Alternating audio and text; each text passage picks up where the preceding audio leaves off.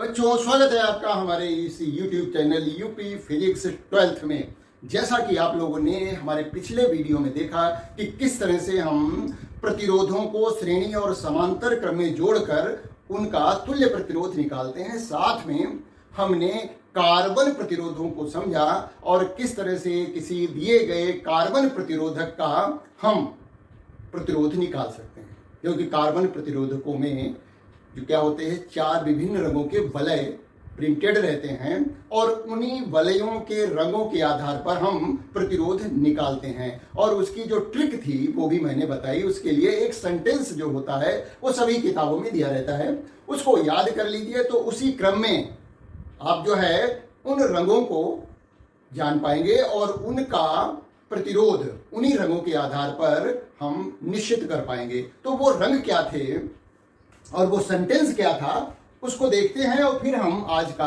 अपना वीडियो शुरू करेंगे। और इसमें हम मुख्यतया जो है विद्युत धारा का ऊष्मीय प्रभाव देखेंगे और विद्युत ऊर्जा जो किसी परिपथ में व्यय होती है उसका व्यावसायिक मात्रक जानेंगे और फिर उसके आधार पर, प्रतिरोधों के आधार पर कुछ जो है न्यूमेरिकल यानी आंकिक प्रश्नों को हल करना सीखेंगे। तो आइए जानते हैं कि कार्बन प्रतिरोधक के सिरों पर कितना प्रतिरोध उत्पन्न होगा किसी दिए गए कार्बन प्रतिरोधक में, वो कैसे जानते हैं।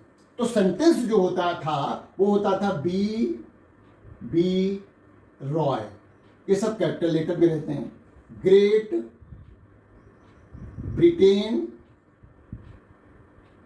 Has very good wife with golden silver necklace, ये सेंटेंस है। तो यहां पर बी रॉय, बी का मतलब है ब्लैक,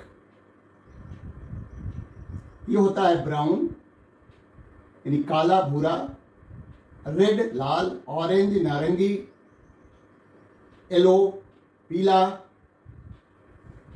और ग्रेट से जी है तो यह हो जाएगा ग्रीन हरा, और ब्रिटेन ये हो जाएगा ब्लू। और ये देखिए दोबारा जो है ये वी जो आएगा, ये बी है, ये वी है, ये है वायलेट बैंगनी, और ये जो जी यहाँ पर आया ये पहले वाला जी जो है ग्रीन है और दूसरा वाला जी जो है वो ग्रे कलर है, सलेटी, ये सलेटी रंग है। और वाइफ डब्लू ये वाइट कलर है। तो इनके जो अंक होते हैं वो भी निर्धारित हैं, 0 से लगा करके 9 अंक लिखे जाते हैं। तो 0 1 2 3 4 5 6 7 8 9, और ये जो बाद वाले 3 रंग हैं गोल्डन कलर, सिल्वर कलर और नो कलर, ये होता है नो कलर, नेकलेस का मतलब नो कलर। तो ये जो बाद वाले जो 3 कलर हैं ये किसी भी प्रतिरोध की प्रतिशत त्रुटि के बारे में बताते हैं। और गोल्डन का मतलब होता है जो कितनी त्रुटि होगी, उसमें 5% की त्रुटि होगी प्लस माइनस की। सिल्वर यदि है वो तो इसका मतलब है 10% है, और नो कलर है तो 20% की त्रुटि प्लस माइनस में होगी। तो बहुत आसान है। अब देखिए होता क्या है कि कार्बन प्रतिरोधों में जो 4 वलय बने होते हैं अक्सर, तो पहले 2 वलय जो होते हैं उस प्रतिरोध के मान के 2 अंकों को निर्धारित करते हैं, और तीसरा जो वलय होता है वो निर्धारित करता है कि उन 2 अंकों के आगे कितने शून्य लगेंगे। और जो चौथा कलर होता है वो प्लस माइनस करके दिखाया जाता है कि इस दिए गए प्रतिरोध का मान में कितनी प्रतिशत त्रुटि होगी, या कहें क्या रेंज है उसकी। कोई एग्जैक्ट एक प्रतिरोध का मान नहीं होता, उसका मान जो होता है इस इतने नंबर से इतने नंबर तक। तो हमने वीडियो में अपना दिखाया है कि किस तरह से दिए गए कार्बन प्रतिरोधक का प्रतिरोध निकालेंगे। मान लिया किसी कार्बन प्रतिरोधक पर पहला रंग येलो कलर का है, दूसरा ग्रीन है, तो इसका मतलब 2 अंक निर्धारित हो गए, वो क्या हो गए 45। अच्छा, उसके बाद मान लिया हमने कहा कि ये ब्लू कलर है, तीसरी रिंग जो है ब्लू कलर की है, तो वहां इसके आगे क्या लिखा है 6, मतलब 45 के आगे 6 शून्य लगेंगे, या कहें 10 की घात 6 आ जाएगा। 45 गुणा 10 की घात 6। और यदि अगला चौथा जो रिंग है वो सिल्वर कलर का है तो हम इसमें लिख देंगे ±10%, है ना। यानी जो ये मान आया है 45 गुणा 10 की घात 6, ये कोई एग्जैक्ट वैल्यू नहीं है, इसमें ±10% जो है हो सकता है। मतलब इसकी एक रेंज होगी प्रतिरोध की कि भाई इसका 10% निकालें, इसमें से घटा दें तो वो मिनिमम वैल्यू होगी, और 10% जोड़ दें तो वो प्रतिरोधक की मैक्सिमम वैल्यू होगी। तो इस तरह से इस ट्रिक की मदद से हम किसी भी कार्बन प्रतिरोधक का प्रतिरोध आसानी से निकाल सकते हैं। बहुत आसान है, 1-2 प्रैक्टिस कर लीजिए, परफेक्ट जो है आप हो जाएंगे। चलिए आज की बात करते हैं। देखिए, विद्युत धारा का ऊष्मीय प्रभाव क्या होता है कि ऊष्मा कैसे उत्पन्न होती है, किसी चालक में विद्युत धारा प्रवाहित की जाती है, उसका हम सूत्र भी निकालेंगे और जूल्स लॉ ऑफ हीटिंग भी देखेंगे कि जूल के नियम के अनुसार किसी चालक में उत्पन्न ऊष्मा किन किन कारकों पर निर्भर करती है। तो जानते हैं कि जब किसी चालक में विद्युत धारा प्रवाहित की जाती है तो इसका मतलब क्या हुआ कि चालक के अंदर जो मुक्त इलेक्ट्रॉन हैं वो एक निश्चित दिशा में गति करेंगे। ये गति करते हुए इलेक्ट्रॉन, भाई इनमें क्या होगी, गतिज ऊर्जा होगी। अब गति करते हुए इलेक्ट्रॉन वो उस धातु के अणुओं या जो आयन बन गए हैं उनसे टकराएंगे, और हर एक टक्कर में अपनी गतिज ऊर्जा का कुछ भाग ऊष्मा में परिवर्तित कर देंगे। तो ये तो वही बात हुई कि जब जैसे 2 पत्थर आपस में टकराते हैं तो ऊष्मा उत्पन्न होती है। वही बात यहाँ भी है, जब इलेक्ट्रॉन अणुओं या आयनों से टकराते हैं तो उनकी गतिज ऊर्जा का कुछ भाग ऊष्मीय ऊर्जा में बदल जाता है, और इस तरह से चालक गर्म हो जाता है, चालक का ताप बढ़ जाता है। Joules law of heating, joule के नियमानुसार किसी चालक में यदि विद्युत धारा I प्रवाहित हो रही है, उसका प्रतिरोध R है और t समय तक प्रवाहित हो तो उसमें उत्पन्न ऊष्मा Q अनुक्रमानुपाती होती है I² R × T, I² गुणा R गुणा T। यानी उसमें उत्पन्न ऊष्मा प्रवाहित विद्युत धारा के वर्ग के अनुक्रमानुपाती होती है, उस चालक के प्रतिरोध के अनुक्रमानुपाती होती है और समय के अनुक्रमानुपाती होती है। भाई किसी चालक का यदि प्रतिरोध अधिक है तो इसका मतलब उसको ज़्यादा बाधा उत्पन्न कर रहा है इलेक्ट्रॉनों के चलने में, तो टक्करों की संख्या इसका मतलब ज़्यादा है, तो वहाँ पर ज़्यादा ऊष्मा उत्पन्न होती है। अब I² मतलब उस चालक में जितनी धारा प्रवाहित हो रही है उसके वर्ग के अनुक्रमानुपाती होती है। तो धारा पर, विद्युत धारा की मात्रा पर उत्पन्न ऊष्मा का मान अधिक निर्भर करता है।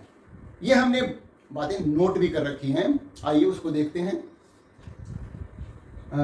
विद्युत ऊर्जा का ऊष्मीय प्रभाव, हीटिंग इफेक्ट ऑफ करंट। जब किसी चालक में विद्युत धारा प्रवाहित की जाती है तो गति करते हुए मुक्त इलेक्ट्रॉन धातुओं के अणुओं तथा आयनों से टकराते हैं, जिसमें उनकी गतिज ऊर्जा का कुछ भाग ऊष्मा में परिवर्तित हो जाता है, जो कि चालक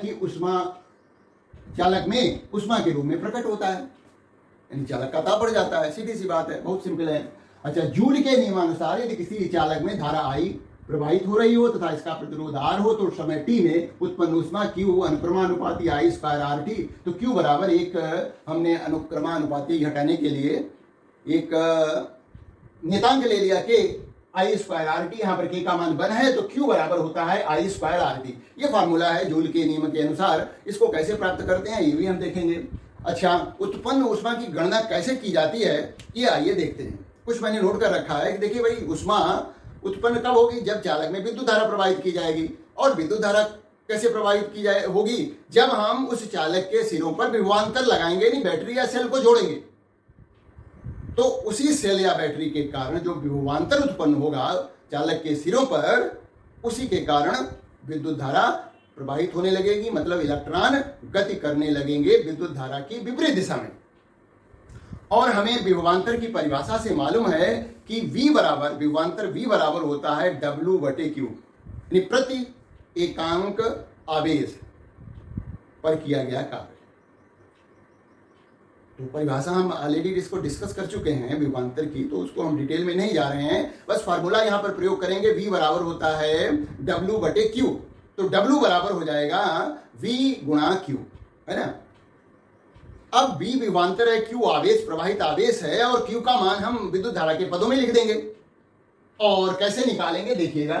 तो उत्पन्न उष्मा की गणना यदि किसी चालक के सिरों पर विभवांतर V लगाया जाए तो सूक्ष्म समय dt में प्रवाहित आवेश dq हो, तो उस समय dt में बैटरी द्वारा किया गया कार्य, सेल द्वारा किया गया कार्य dw बराबर होता है b इंटू dq। ये फार्मूला आया है V विभवांतर की परिभाषा से। V बराबर होता है w बटे dq, तो w बराबर b इंटू dq। और I का मान क्या होता है dq बटे dt, तो यहां से हमने dq निकाल दिया, वो है हो गया I dt। अब इस dq का मान इसमें रख दिया तो dw बराबर हो गया vi dt। यदि चालक में t समय तक नियत धारा प्रवाहित हो तो 0 से t समय में बैटरी द्वारा किया गया कार्य हम निकाल सकते हैं इसका समाकलन करके। दोनों तरफ समाकलन करेंगे तो बाएं पक्ष में dw की जगह w हो जाएगा, और समाकलन की जो सीमाएं होंगी वो 0 से t होंगी, क्योंकि t समय तक विद्युत धारा प्रवाहित हुई है, उस चालक में धारा का मान नियत भी है। तो इस तरह से जब हमने dt का समाकलन किया तो हमें t प्राप्त हुआ, और हमारी सीमाएं 0 से t थी, तो t को t से ही रिप्लेस करेंगे तो t ही प्राप्त होगा। इस तरह से w बराबर VIT जूल कार्य हुआ, या कहें इतनी ऊष्मा उत्पन्न हो गई।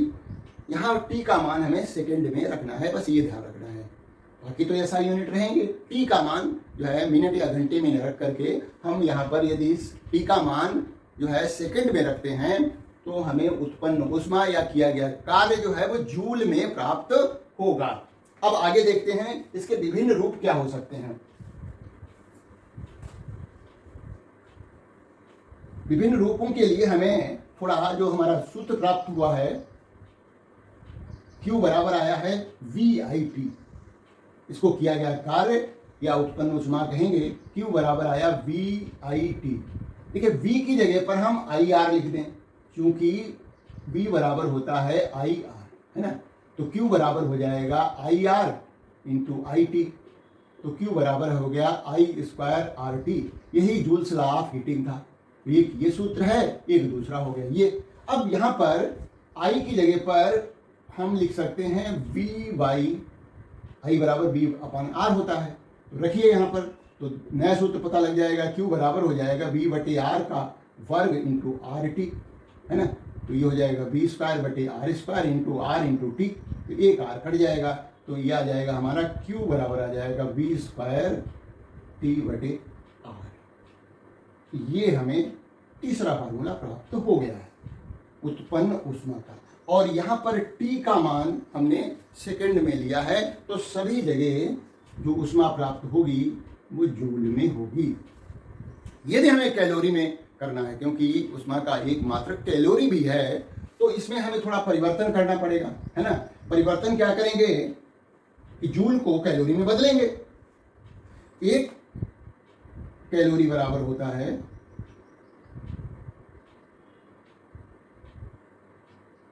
4.2 जूल, है ना। तो जो हमारे सूत्र आए हैं अभी सब जूल में ऊष्मा प्राप्त हो रही है, इसको कैलोरी में बदलना है तो 4.2 से भाग देना पड़ेगा, मतलब Q बराबर हो जाएगा VIT बटे 4.2,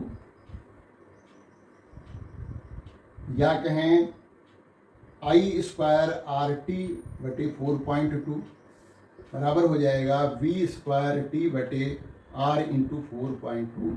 ये कैलोरी में मान हमें प्राप्त हो जाएंगे। किलो कैलोरी में करना है तो 1000 से और भाग दे देंगे, सिंपल सी बात है ना। अब हम बात करेंगे विद्युत शक्ति की। विद्युत शक्ति, देखिए विद्युत शक्ति हमने नोट भी कर रखा है। इलेक्ट्रिक पावर क्या होती है, किसी विद्युत परिपथ में प्रति सेकंड व्यय होने वाली ऊर्जा को विद्युत शक्ति कहते हैं। प्रति सेकंड व्यय होने वाली ऊर्जा, विद्युत शक्ति, इलेक्ट्रिक पावर। ये क्या होती है कि किसी परिपथ में प्रति सेकंड व्यय होने वाली ऊर्जा और को विद्युत शक्ति कहते हैं।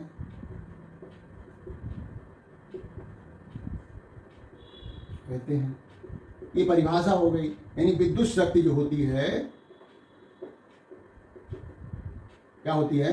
विद्युत शक्ति P बराबर होती है W/T, कार्य बटे समय, कार्य करने की दर। कोई भी उसमें वो ऊर्जा स्रोत किस दर से कार्य कर रहा है, वही उसकी शक्ति है ना। ये हमने पिछली क्लासों में भी पढ़ा है, कोई नया नहीं है। तो W का मान हमारा आया था VIT और बटे T कट गया, तो P बराबर VI, एक फार्मूला ये हो गया। दूसरा P बराबर एक फार्मूला आया था I²RT, W का मान आया था, और बटे हमें T करना है, तो P बराबर आ गया I²R। दूसरा फार्मूला आ गया। एक और था, P बराबर आया था V² × T बटे R, है ना। तो V² T बटे R × T, तीसरे तो ये हो गया V² बटे R। तो ये जो है तीन फार्मूले हमारे पास हैं P के लिए, विद्युत शक्ति के लिए। P बराबर I²R, P बराबर है V² बटे R, और P = VI है। तो पावर का जो विद्युत शक्ति का मात्रक है वो इसी फार्मूले से निकलता है। ये होता है जूल और बटे सेकेंड। जूल बटे सेकेंड को हम क्या कहते हैं? वाट भी कहते हैं। तो पावर का मात्रक वाट है, ऐसा ही मात्रक है वाट। किलोवाट में भी पावर को मापते हैं, तो 1 किलोवाट बराबर होता है 1000 वाट। मेगावाट है वो तो जो है इस तरह से बड़ी यूनिट हम ले सकते हैं कि 1 मेगावाट में 10⁶ वाट होते हैं, 10⁶ वाट होते हैं। अब हम विद्युत ऊर्जा का व्यवहारिक मात्रक या कहें व्यवसायिक मात्रक की बात करेंगे। ये भी हम पिछली क्लासों में जान चुके हैं, पढ़ चुके हैं कि विद्युत ऊर्जा का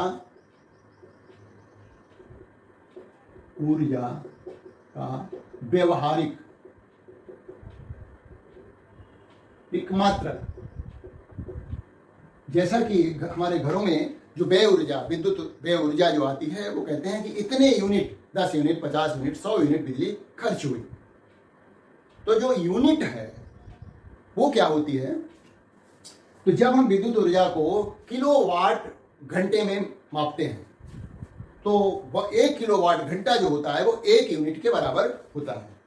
तो विद्युत ऊर्जा का व्यवहारिक मात्रक जो है किलोवाट घंटा है, किलोवाट घंटा है, वाट नहीं है, किलोवाट घंटा है, kWh। तो 1 किलोवाट घंटा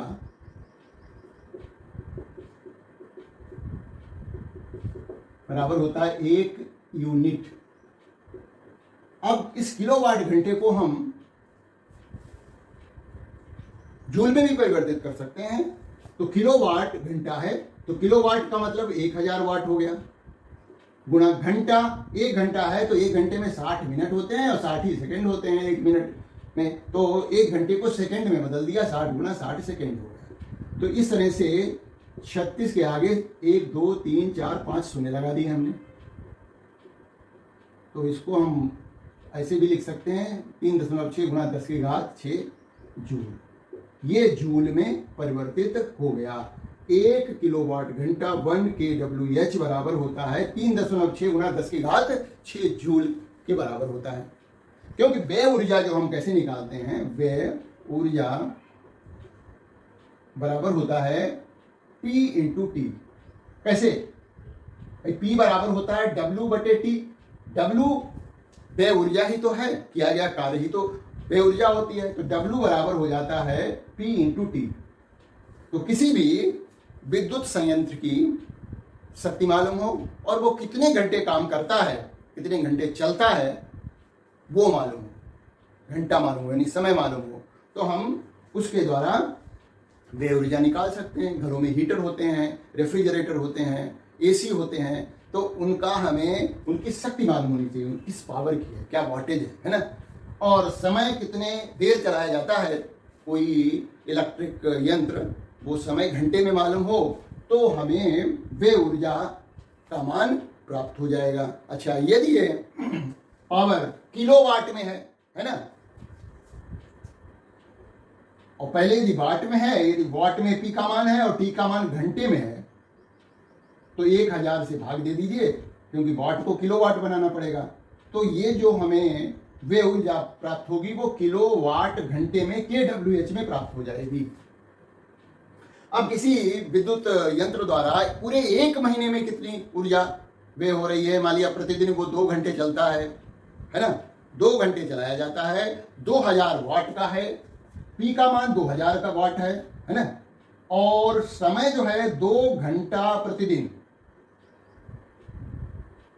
तो 30 दिन में कितनी ऊर्जा व्यय करेगा। तो बहुत आसान है, ऊर्जा का मान निकाल सकते हैं। 2000 प्रतिदिन कितना चलता है, 2 घंटे चलता है, कितने दिन चलता है, 30 दिन चलता है, बटे 1000। तो 0 0 कट जाएंगे, 30 दूनी 60, दूना 120, 120 यूनिट बिजली खर्च करेगा, ये नियम है ना। तो आसानी से हम निकाल सकते हैं।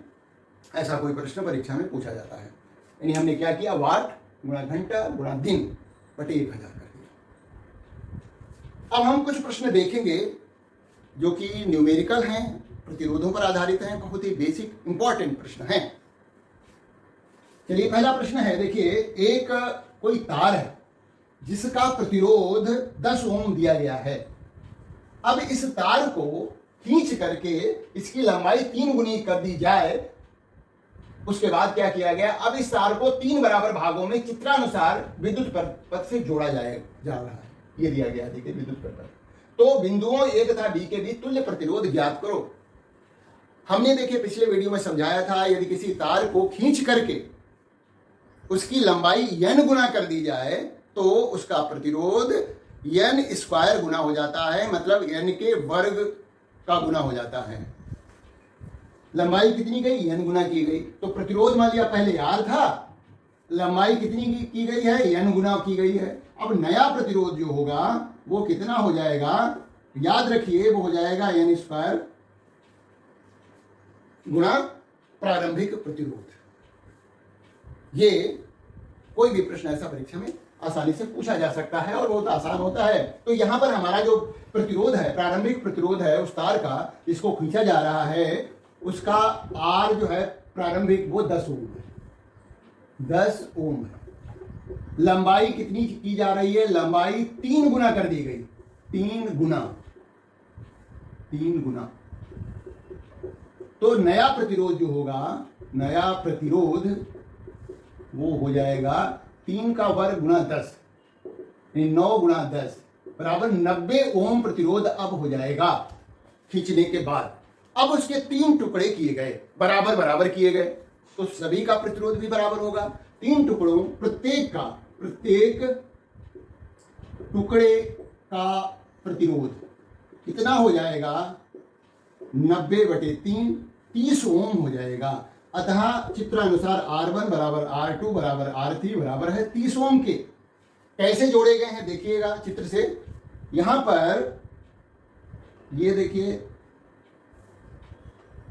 इस तरह से जोड़े जा रहे हैं, यहाँ A लिखा है, ये B लिखा है, तो 30 ओम यहां पर है, 30 ओम यहां पर है, 30 ओम यहां पर है। जब हम यहां से इस परिपथ में घुसते हैं तो हमें 2 रास्ते मिलते हैं, एक ये रास्ता सीधा और एक ही नीचे को जाता हुआ। तो जब धारा बटने लगती है तो इसका मतलब वो जो परिपथ रास्ते हमें मिल रहे हैं, यहाँ पर 2 रास्ते मिल रहे हैं, तो वो रास्ते जो होते हैं वो समांतर क्रम में होते हैं यदि धारा बट रही होती है ना।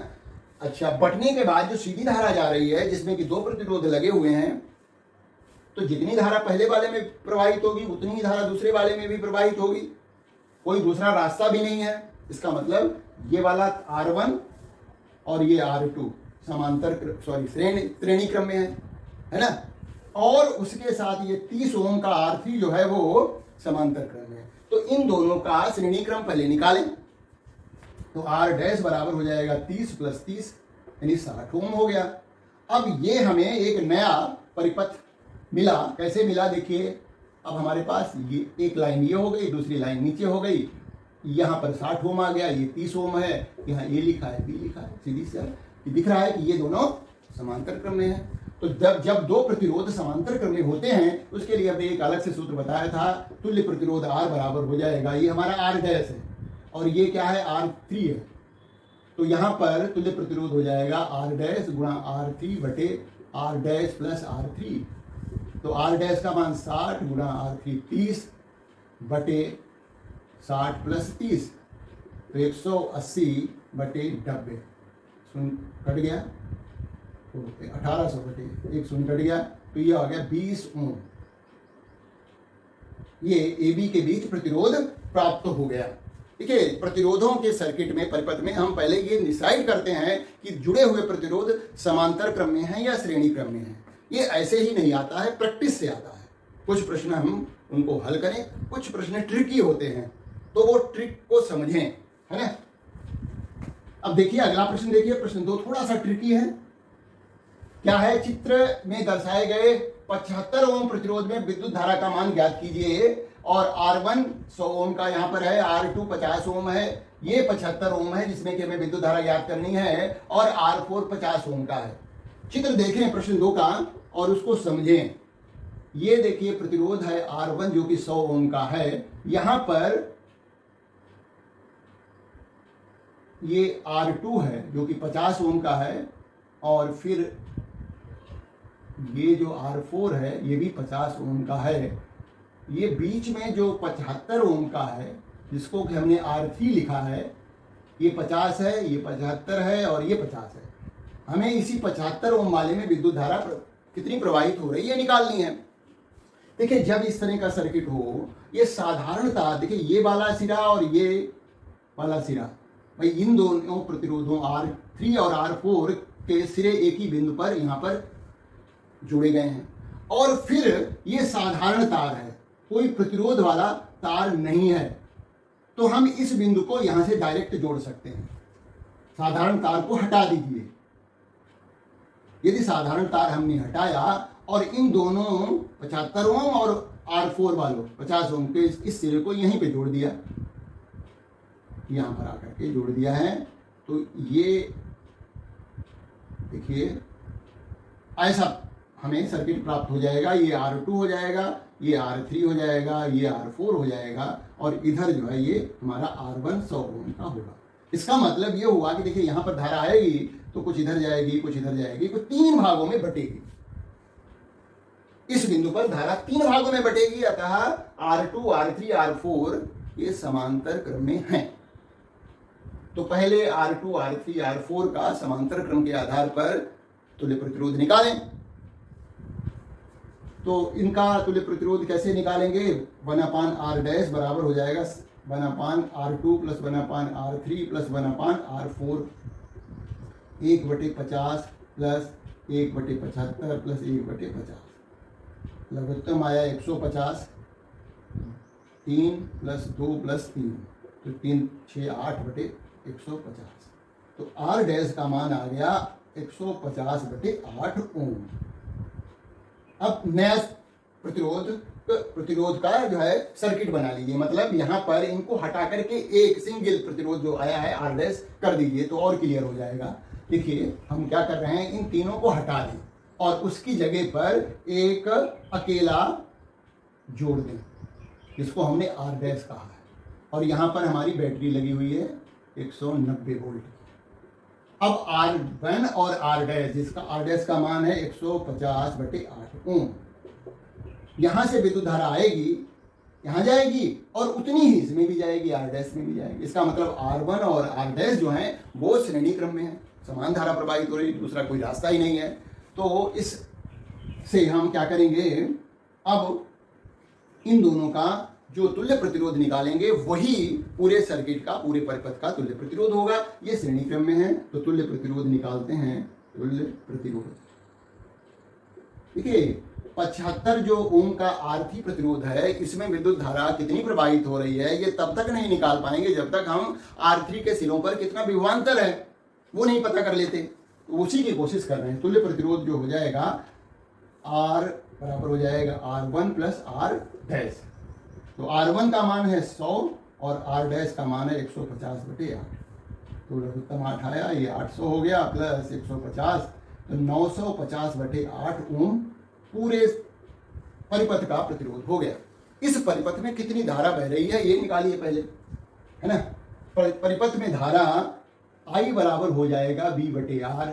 V का मान है 190 और R का मान ये आया है 950/8। ये 8 ऊपर चला जाएगा, इसको हम मिटा देते हैं। तो 8 190 गुणा 8/950, 0 से कट गया, 19 से 19 बना 50, 8/5 एम्पियर की धारा प्रवाहित होगी।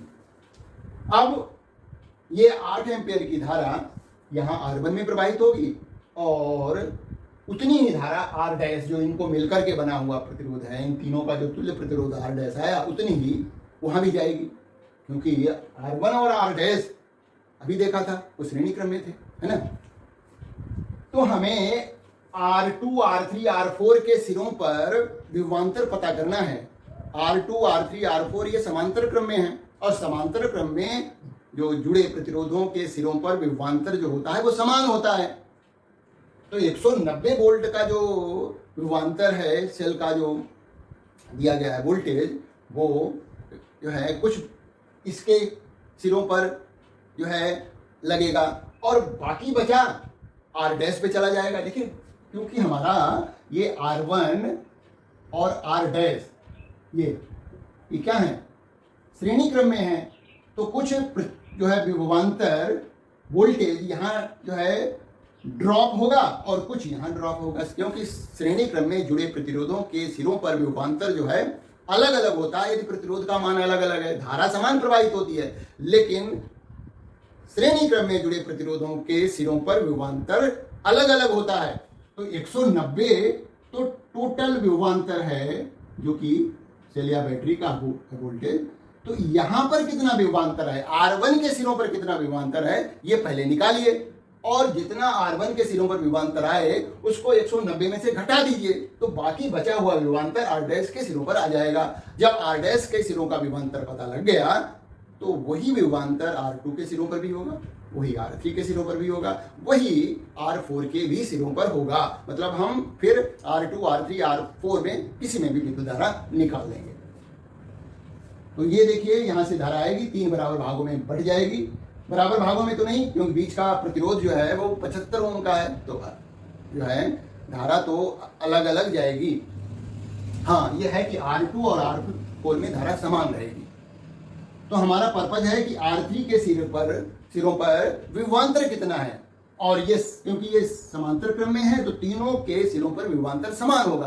तो इसीलिए हम पहले R1 के सिरों पर विभवांतर निकालेंगे। देखिए वो कैसे निकालेंगे, क्योंकि V बराबर होता है IR। परिपथ में जो धारा प्रवाहित हो रही है I का मान जो है वो 8/5 एम्पियर है, तो I का मान है 8/5 और ये R1 लिखना पड़ेगा। R1 का मान कितना है, 100 है, तो ये हो गया। तो 160 वोल्ट जो है इस R1 के सिरों पर विभवांतर होगा। लगाया गया विभवांतर 190 है, तो R डैश यहां पर कितना विभवांतर आएगा, R डैश के सिरों पर विभवांतर जो होगा, सिरों पर विभवांतर हो जाएगा 190 माइनस 160 बराबर 30 वोल्ट।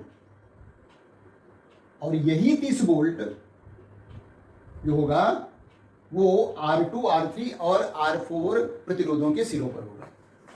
अतः R2, R3, R4 के सिरों पर विभवांतर जो होगा, सिरों पर विभवांतर जो लगेगा वो 30 वोल्ट का ही होगा, क्योंकि ये समांतर क्रम में है। समांतर क्रम में जुड़े प्रतिरोधों के सिरों पर विभवांतर समान होता है।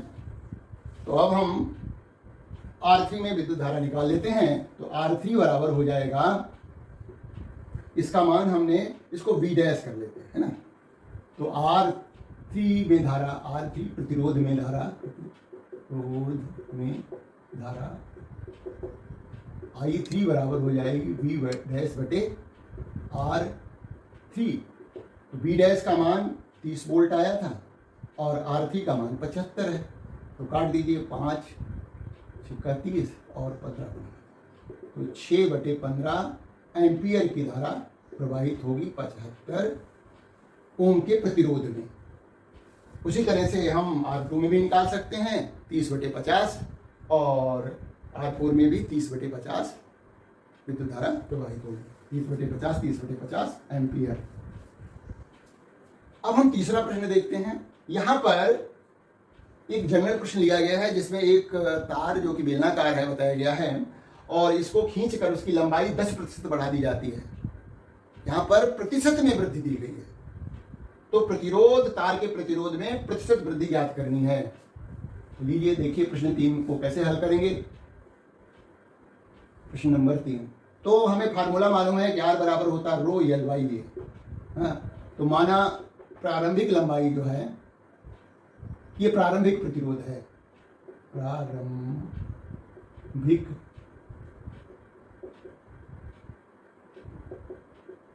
प्रतिरोध है, प्रतिरोध R बराबर आ गया रो L बाई ए।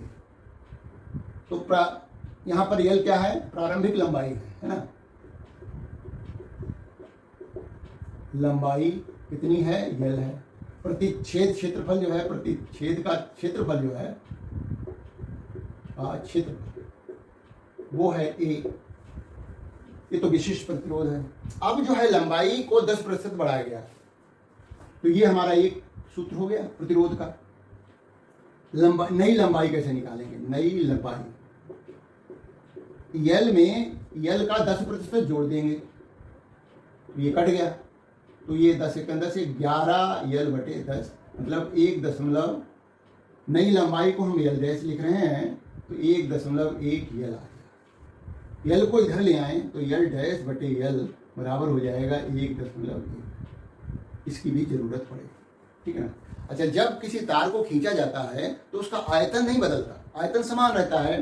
तो आयतन समान रहता है, इसका मतलब हम वो फैक्टर लगाएं, तो A इंटू L, ये प्रारंभिक आयतन हो गया, क्षेत्रफल गुणा लंबाई, और A dash into L dash.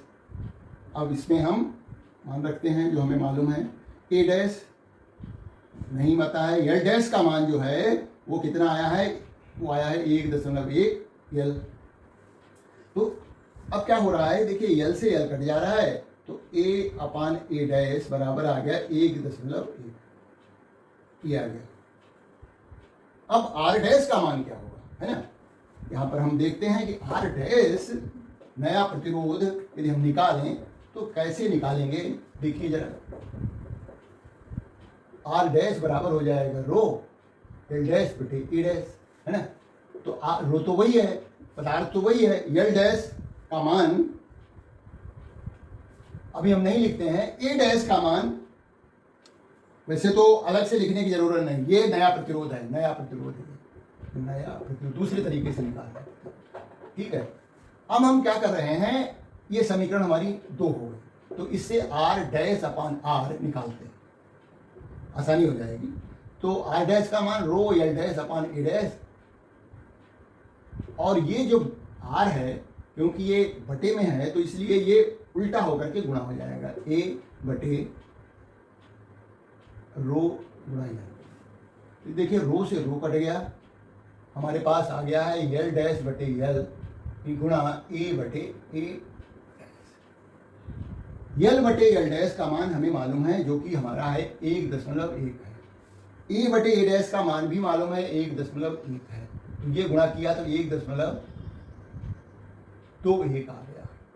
इसका मान आया R डैश बटे R का मान 1.21 आया। अब प्रतिशत वृद्धि निकाल लीजिए, देखिए तो प्रतिशत वृद्धि कैसे निकालेंगे, एक प्रतिशत वृद्धि मतलब प्रतिरोध में परिवर्तन बटे प्रारंभिक प्रतिरोध गुणा 100, है ना। तो ऐसे लिखते हैं R डैश बटे R -1 और 1.2 माइनस 1, है ना, दोनों तरफ 1 घटा दिया। अब क्या हो, इसको गुणा करें तो कैसे, क्या मिल रहा है, आर डैश माइनस आर बटे आर। देखिए ऊपर क्या है, प्रतिरोध में परिवर्तन, अंतिम प्रतिरोध माइनस प्रारंभिक प्रतिरोध बटे प्रारंभिक प्रतिरोध, तो गुणा 100 कर दीजिए। तो इधर जो बचा उसको भी 100 से गुणा कर दीजिए। तो ये क्या है, प्रतिशत वृद्धि हो गई। ये जो बाईं पक्ष में लिखा हुआ है ये क्या है, प्रतिशत वृद्धि है, प्रतिशत वृद्धि, प्रतिरोध में प्रतिशत वृद्धि बराबर ये हो गई, देखिए 21 हो जाएगा, 21% प्रतिरोध में वृद्धि हो जा रही है। यदि किसी तार की लंबाई में 10% की वृद्धि करें तो उसके प्रतिरोध में 21% की वृद्धि हो जा रही है। बहुत आसान है। अगला प्रश्न देखिए, जो कि फार्मूला बेस्ड है। देखिए प्रश्न फार्मूला बेस्ड भी आते हैं तो उनको भी लगाना आना ही चाहिए, है ना। उसमें केवल क्या होता है, कैलकुलेशन होता है। प्रश्न 4, हमें देखिए इसमें 1 मिलीमीटर वर्ग के परिच्छेद के किसी तार में मुक्त इलेक्ट्रॉनों की संख्या 5 × 10⁻24 प्रति घन मीटर है। यदि तार में 0.8 एम्पीयर की धारा प्रवाहित हो रही हो तो मुक्त इलेक्ट्रॉनों का अनुगमन वेग ज्ञात करिए, है ना। तो पहले तो अनुगमन वेग का सूत्र लिख देते हैं, और अनुगमन वेग और विद्युत धारा में संबंध जो होता है I बराबर N E A V D, V D बराबर हो गया I बटे एन ई ए, ये है। तो हमें I की जरूरत पड़ेगी, यानी कि ई क्या है, किसी इलेक्ट्रॉन पर आवेश की मात्रा होती है, ए जो है प्रस्थ काट का प्रति क्षेत्रफल है। तो हमें ए का मान दिया गया 1 मिलीमीटर का वर्ग, इसको हम जो है मीटर वर्ग में चेंज करेंगे SI यूनिट में। तो 1 मिलीमीटर वर्ग बराबर हो जाएगा 1 × 10⁻⁻6 मीटर का वर्ग। मीटर के बाद डेसीमीटर, सेंटीमीटर, मिलीमीटर, तो 1 मीटर में 1000 मिलीमीटर होते हैं। तो इस तरह से 1 मीटर बराबर हो जाएगा 1/1000 मिलीमीटर, क्योंकि 1 मीटर का वर्ग है। तो 1 मीटर वर्ग बराबर हो जाएगा 1 मिलीमीटर गुणा, भाई उसका क्षेत्रफल निकालेंगे तो कैसे निकालेंगे, भाई 1 मीटर को हमें मिलीमीटर में बदलना है, तो 1 मीटर बराबर होता है 1/1000 मिलीमीटर। लीजिए तो 1 मीटर गुणा 1 मीटर बराबर हो जाएगा 1/1000 गुणा 1/1000। तो इस तरह से 1/1 के आगे 6 शून्य, है ना। तो इसी को तो 10⁻⁻6 लिखा गया है। अच्छा, क्षेत्रफल हो गया। अब हम बात करेंगे एन का मान दिया गया है, वो दिया गया 5 × 10⁻24। ई का मान जो होता है 1.6 × 10⁻⁻19 कूलम्ब, और धारा आई का मान दिया गया है 0.8 एम्पियर। बस इसमें मान रख दीजिए, तो वीडी बराबर हो जाएगा आई का मान 0.8 बटे एन का मान 5 × 10⁻24 गुणा ई 1.6 × 10⁻⁻19 गुणा ए × 10⁻⁻6। तो इसको हम लिखेंगे 0.8 बटे 5 गुणा 1.6 गुणा, इस घात को ऊपर ले जाइए तो माइनस की घात हो जाएगी, इसको ऊपर ले जाएंगे तो ये धनात्मक हो जाएगी, ये पूरा जाएगा -6 ऊपर धनात्मक हो जाएगा। तो इसको हल करेंगे, 25 हो गया, 25 में से 24 घट जाएगा तो हमें 1 मिलेगा, यानी 10⁻1 मतलब 10। अच्छा, यहाँ दशमलव का 1 अंक है, ये भी 1 अंक है, तो ये कट जाएंगे, दशमलव कट गया तो 8 × 8 8 × 16, तो हमारा 1/10 गुणा 10 कट गया, तो 1 मीटर पर सेकंड जो है अनुगमन वेग आ गया। ये देखिए प्रश्न जो है परीक्षा में पूछा गया प्रश्न है, जो बहुविकल्पीय प्रश्न आते हैं उसका प्रश्न है। इसमें एक ट्रिक है, और ट्रिक का जो है सल्यूशन बाद में समझाया जाएगा, जो कि इसी चैप्टर में है, जिसको कहते हैं व्हीट स्टोन ब्रिज का संतुलन है, ये समझाया जाएगा। यहाँ पर जो देखिए चित्र दिया गया है उसमें हमें ए बी के बीच तुल्य प्रतिरोध ज्ञात करना है, ए बी के बीच तुल्य प्रतिरोध ज्ञात करना है। तो यहाँ से जब हम चल रहे हैं तो यहाँ पर देखिए धारा बट रही है इधर की तरफ और इधर की तरफ, दो भागों में, और कुछ इधर भी जा रही है। तो यहाँ पर धारा 1 2 3 भागों में जा रही है। इसका मतलब ये तीनों परिपथ जो हैं, तीनों तार समांतर क्रम में होंगे। लेकिन हम क्या करेंगे, पहले इन दोनों का जो 4 ओम है और वो 2 ओम है, 4 ओम और 2 ओम ये क्या है, श्रेणी क्रम में है। उसके साथ ये 3 ओम जो है वो समांतर क्रम में है। तो यहाँ पर 4 ओम और 2 ओम मिलकर के श्रेणी क्रम में है, अतः ये क्या बन जाएंगे, 6 ओम बन जाएंगे। तो देखिए 4 और 2 R1 + R2 ये क्या बन गया, 6 ओम बन गया, टोटल मिला के 6 ओम बन गया। हम थोड़ा यहीं पर समझाए दे रहे हैं, ये बन गया 6 ओम। ठीक, उसी तरह से जब हम यहाँ पहुंचते हैं 18 के इधर, यहाँ 3 ओम और 6 ओम, ये भी श्रेणी क्रम में है। 3 और 6 ये श्रेणी क्रम में है, तो जुड़ करके 3 और 6 कितना हो गया, ये हो गया 9 ओम। ठीक है, अब ये 6 ओम और 3 ओम समांतर क्रम में है, और 18 ओम और 9 ओम ये भी समांतर क्रम में है। तो अब हम इनका समांतर क्रम में तुल्य प्रतिरोध निकालेंगे। तो R डैश बराबर हो जाएगा, 2 प्रतिरोध हैं तो ये वाला सूत्र लगेगा, R बराबर होता है R1 इंटू R2 बटे R1 प्लस R2।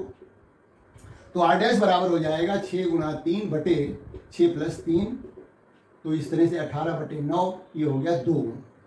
तो ये हो गया, इन दोनों का मिलकर के आ गया 2 ओम, ये 2 ओम हो गया।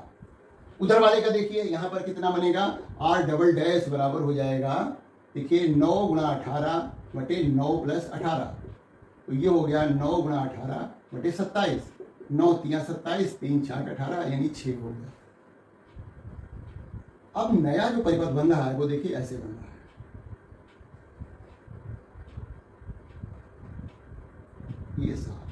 ये 7 है।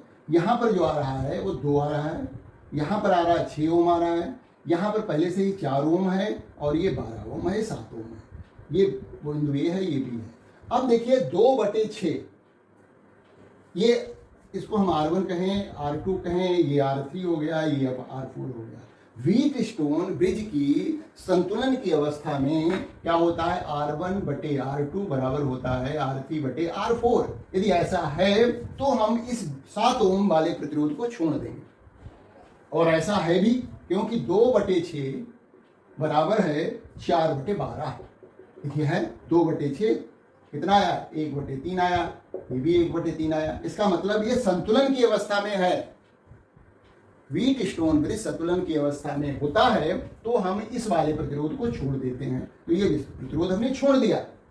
अब देखिए क्या सिचुएशन बन रही है, यहां से यदि हम घुसते हैं तो 2 रास्ते हमें मिलते हैं, ये वाला एक रास्ता, एक ये वाला रास्ता। इसका मतलब धारा बट रही है, तो ये वाला रास्ता और ये वाला रास्ता, दोनों ये परिपथ आपस में समांतर क्रम में होंगे। लेकिन इस परिपथ में, ऊपर वाले में 2 प्रतिरोध ऑलरेडी 2 ओम और 6 ओम के लगे हुए हैं, तो वो तो श्रेणी क्रम में है।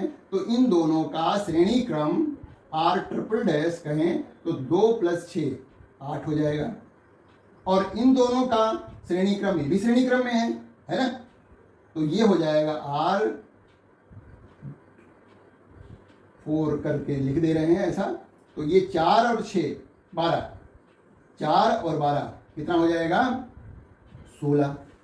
तो इस तरह से हमारा जो परिपथ प्राप्त हो रहा है नया, हाँ, वो इस तरह से देखिए ए बी के बीच में इधर जो एक प्रतिरोध है टोटल मिलकर के R ट्रिपल डैश जो बन रहा है वो 8 ओम का बन रहा है, और इधर नीचे तरफ जो बन रहा है वो कितना बन रहा है 16 ओम का, 16 ओम का। और ये ए बिंदु है, ये बी बिंदु है। अब ये जो है समांतर क्रम है, इनको जोड़ दीजिए, तुल्य प्रतिरोध निकल जाएगा। तो तुल्य प्रतिरोध जो देखिएगा, तो तुल्य प्रतिरोध R बराबर हो जाएगा इस सूत्र से 8 गुणा 16 बटे 8 प्लस 16, तो 8 गुणा 16 बटे 24, 8 3 24, तो ये आ गया 16 बटे 3 ओम।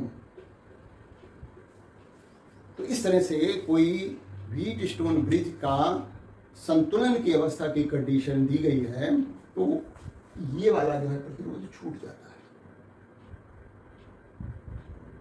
तो उम्मीद है कि ये सारे न्यूमेरिकल अंकित प्रश्न समझ में आ गए होंगे। इसके अलावा जो हमने विद्युत ऊर्जा या विद्युत शक्ति के बारे में बात की थी वो भी समझ में आया होगा, क्योंकि वो तो पिछले क्लास से संबंधित था, बहुत ही आसान था, है ना। तो इस तरह के और प्रश्नों की थोड़ी प्रैक्टिस कर लीजिए, तो परीक्षा में कोई भी यदि प्रश्न इस तरह से आता है तो आसानी से हल कर पाएंगे। तो मिलते हैं अगले वीडियो में, और वो वीडियो जो है सेलों के संयोजन और सेलों के आंतरिक प्रतिरोध पर आधारित होगा। अपने दोस्तों में वीडियो को शेयर करते रहिए, और सब्सक्राइब यदि नहीं किया है तो निश्चित रूप से सब्सक्राइब कर लीजिए। Thank you for watching this video.